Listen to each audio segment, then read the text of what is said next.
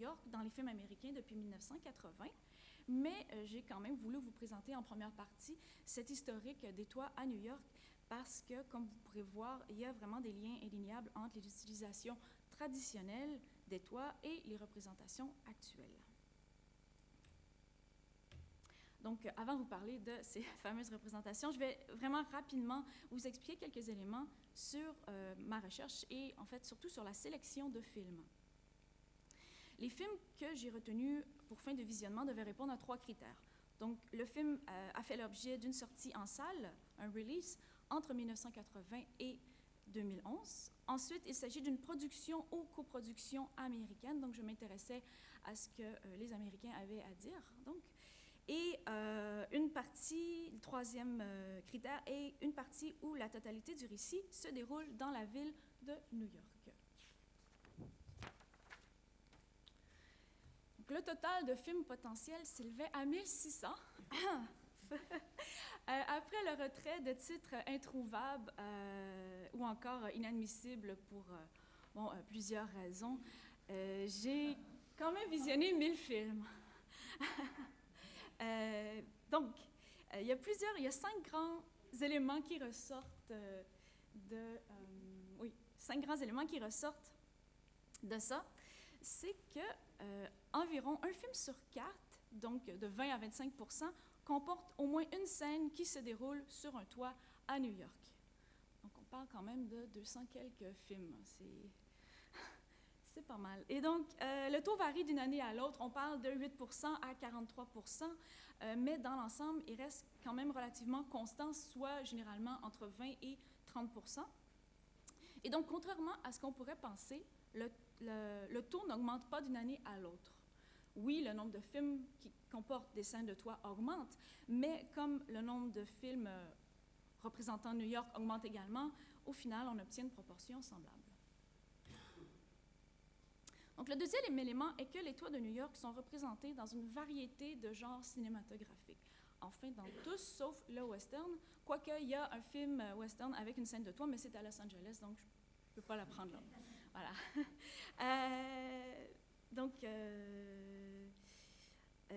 Oui. Donc, il y a 6 grands genres ou sous-genres cinématographiques où la représentation des toits de New York est récurrente. Donc, on retrouve le drame avec des films comme Raging Bull et Igby Goes Down. Vous m'excuserez, les films, je les ai visionnés en anglais pour des raisons évidentes, et donc je ne connais pas tous les titres en français. Voilà. Donc, enfin, ici, Igby Goes Down, c'est un drame. On a la comédie avec, par exemple, Weekend at Bernie's et As Good as It Gets. On voit ici le fameux Tar Beach. Voilà. D'ailleurs, immédiatement avant cette scène, le personnage avec le t-shirt rouge dit qu'il veut être à la plage. Il en a marre de travailler. Il travaille un samedi matin et il en a marre de travailler. Il décide d'aller à la plage et la scène suivante les montre tous les deux sur le toit. Ensuite, on retrouve le sous-genre comédie romantique avec des films comme Sleepless in Seattle ou Arthur. Également la comédie musicale, par exemple le film Tap ou The Muppets Take Manhattan ou encore Across the Universe. Vraiment dans la comédie musicale ou encore le film de danse, donc où il n'y a pas nécessairement de chansons, mais où les personnages dansent, il y a vraiment, le toit est vraiment une image récurrente de ce genre de film. Ensuite, le genre crime film avec The Godfather Part 3 ou Carlito's Way. On inclut ici les films de super-héros, par exemple Superman Returns ou Spider-Man, bien entendu. Enfin, on retrouve des films appartenant au genre horreur, auxquels j'ai ajouté des films fantastiques et science-fiction comme Ghostbusters et The Adjustment Bureau. Le troisième élément est que la scène de toit survient fréquemment à un moment clé dans le déroulement du récit. Traditionnellement, le scénario américain comporte 3 actes et 5 turning points, donc 5 points tournants dans l'histoire. À l'exception des films où le toit est un élément récurrent du récit, donc souvent rythme le récit, les scènes de toit surviennent fréquemment au premier ou au 5e turning point. Donc je vous explique, le premier turning point est l'opportunité. C'est le moment où une opportunité se présente pour le personnage principal et où l'histoire débute réellement. Donc, si on prend par exemple le film Fantastic Four, The Rise of the Silver Surfer, deux des super fantastiques se marient. Donc, c'est une des premières scènes du film. Ils se marient et la réception a lieu sur un toit à New York. Et tout à coup, le Silver Surfer arrive et gâche la réception. Et donc, c'est à partir de là que vraiment le film avance. L'autre, le cinquième turning point, est le climax. Donc, c'est le point culminant du récit où le personnage principal décide de son destin et affronte son principal obstacle. Si vous avez vu le film Julie and Julia, Julie est un peu malheureuse, décide de faire toutes les recettes du livre de Julia Child et elle garde la recette qui en fait lui fait peur, qui inclut de désosser un canard et de le mettre en croûte et donc tout ça. Et elle fait la recette, elle s'attaque à la bête avec le couteau et donc la scène avance, elle sort le plat du four et là avec son mari, elle met la table sur le toit, il passe par la fenêtre et donc ils installent la table sur le toit extérieur et les invités sont là et tout le monde s'extasie. Et donc, félicitations Julia, bravo. Et donc, après vient la conclusion du film. Le quatrième élément est que plusieurs symboliques associées au toit sont présents dans les représentations des toits de New York dans le cinéma contemporain américain. Il y a par exemple le symbole d'abri et de protection, non seulement parce que le toit protège des intempéries, je l'ai dit plus tôt, mais aussi parce qu'il offre un refuge pour ceux qui n'en ont pas, comme pour les êtres traqués dans le film Uncertainty. Le toit est aussi un symbole de seuil et de passage, par exemple pour le personnage de David Ames dans Vanilla Sky, qui décide d'en finir avec la souffrance et de sauter du toit. Donc c'est un passage vers l'état de vivant à l'état de mort. Et ensuite, pour le jeune Christopher Wallace dans le film Notorious, qui passe de fils modèle à vendeur de drogue sur le toit. Donc il y a un coffre où il a toute sa panoplie de vendeurs de drogue. Également, la domination physique et la supériorité mentale, ainsi que le prestige des grandeurs, comme dans le cas de Norman Osborn dans le film Spider-Man, qu'on voit ici. Et enfin, dernière représentation dont je vais parler ici, symbolique, et enfin l'oasis au cœur de la ville, comme dans Bed of Roses. Le cinquième et dernier élément significatif des représentations des toits de New York est que donc ces films font état de diverses utilisations et fonctions, usages des toits dans le paysage urbain. Il est donc un espace et c'est là que je refais la boucle avec, dans le fond, tous les usages que je vous ai présentés en début de présentation. Et donc, il est un espace de divertissement dans Nick and Nora Infinity Playlist. Il est un espace de socialisation et de divertissement dans Music and Lyrics. C'est également un espace de socialisation, cette fois-ci entre amis, dans le film Julie and Julia. Il est un espace de socialisation propice aux rencontres sentimentales dans August Rush. Vraiment, dans le cinéma, on retrouve tellement de... Les toits de New York sont vraiment un espace romantique, selon le cinéma américain. C'est presque un peu comique. Et en fait, c'est un espace sanitaire avec des plantations de légumes dans le film Green Card. C'est aussi un espace sanitaire avec le terrain de basketball extérieur dans Finding Forrester. Vous vous rappelez la cour d'école dans le Lower East Side que je vous ai montré plus tôt. Il y a une extension de la demeure, tant pour les pauvres, comme dans le film Raising Victor Vargas, que pour les mieux nantis dans My Super Ex-Girlfriend. Enfin, c'est un endroit pour élever des pigeons, comme dans le film The Producer.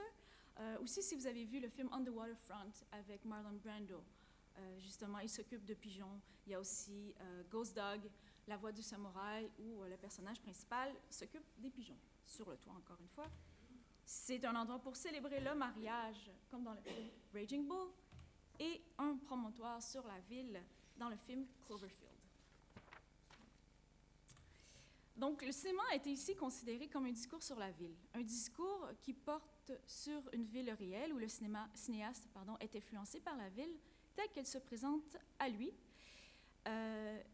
autant que également pour les représentations passées et actuelles de cette ville.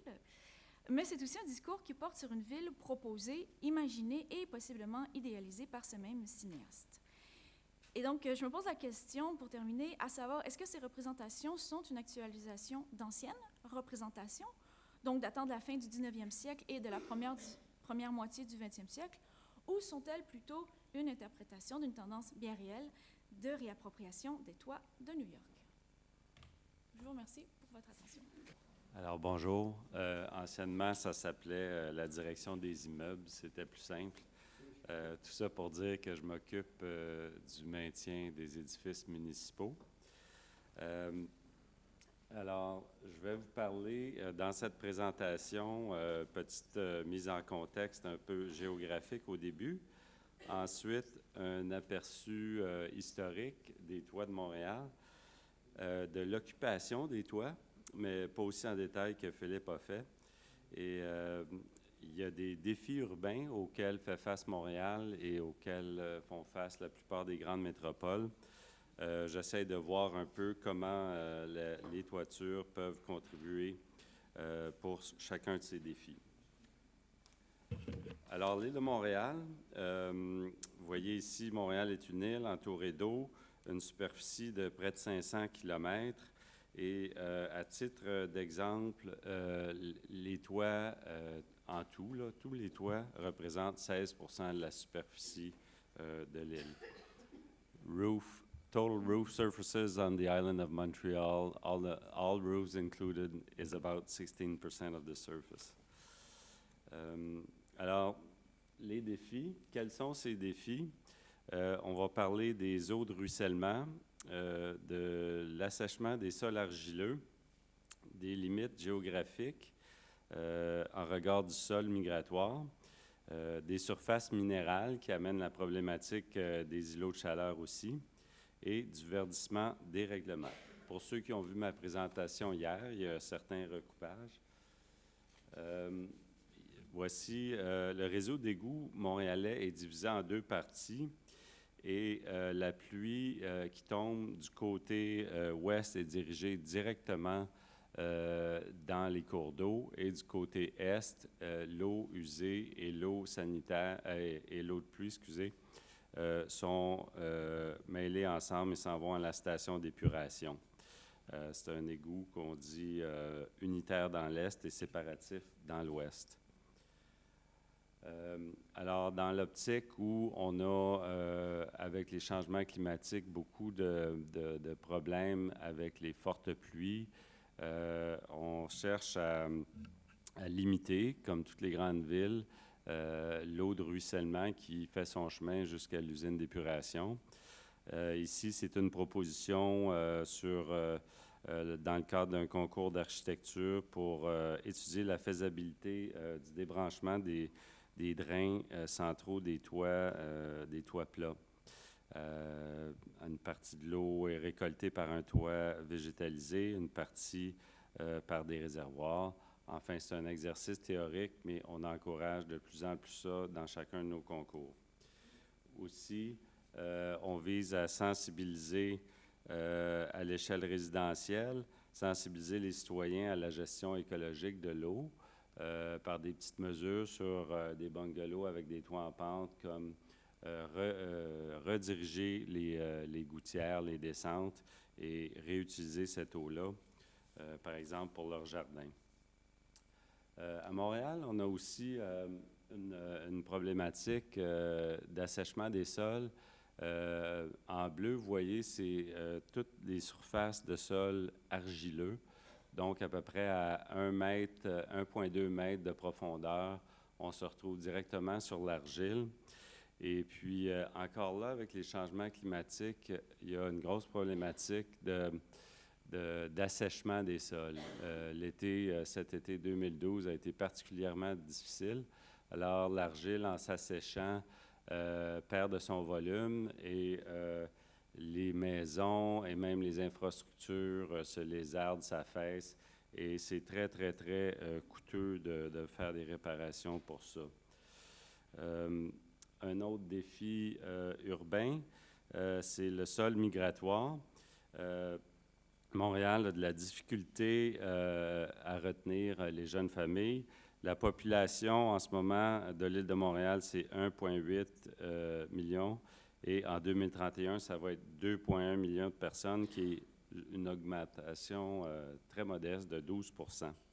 Alors, on va voir un petit peu plus tard comment est-ce que les toits peuvent contribuer peut-être à retenir les jeunes familles. Ici, un autre défi, c'est les îlots de chaleur urbains. Et je passe vite parce que je vais y revenir un peu plus tard, mais les zones plus rouges sont les endroits vraiment plus chauds. Et puis, M. Baudouin aussi va vous en reparler cet après-midi. L'historique, bon, OK, ça, la partie que moi, je pense, j'essaie de voir quand est-ce qu'on a commencé à superposer des fonctions, si on veut, c'est-à-dire mettre des toits sur des usages qui étaient déjà là. Et une des avenues que j'ai trouvées, c'est lorsque, pour des raisons sanitaires, les grands bassins d'eau potable ont été recouverts, comme le bassin McTavish, qui est devenu un terrain de football. Aussi, un autre grand réservoir sur lequel on vient de construire une toiture et un terrain de rugby. Mais M. Baudouin a un petit peu dégonflé ma ballonne hier parce qu'il m'a rappelé qu'avec les terrains synthétiques, c'est un vaste îlot de chaleur qu'on vient de construire là, malheureusement. Les origines, Aléna en a parlé un peu. La place Bonaventure, qui était vraiment précurseur d'installer des milieux de vie naturels sur des toits. Et puis, je crois que c'est probablement le premier toit vert en Amérique du Nord. I think this is the first green roof in North America. Et encore aujourd'hui, c'est fantastique. Il y a des arbres matures. Il y a des canards, il y a des petites lagunes, il y a une piscine, on se promène là-dessus, on ne se croirait vraiment pas au centre-ville. Alors, toujours dans l'hypothèse de superposer des fonctions, ici, bon, ça se fait au niveau du sol, mais on peut prendre cette idée-là après ça puis la transposer sur les toits. C'est une proposition, bien, ça a été réalisé, le square des Frères Charon dans le Vieux-Montréal, où c'est au-dessus du collecteur Saint-Jacques, une des plus grosses infrastructures d'eau usée qui est située 9 étages plus bas. Alors, les architectes ont fait un rappel anciennement, il y avait un moulin à cet endroit-là, et puis ça donne quand même un beau square, mais on peut dire en même temps que c'est une toiture. La reconquête aussi de structures existantes.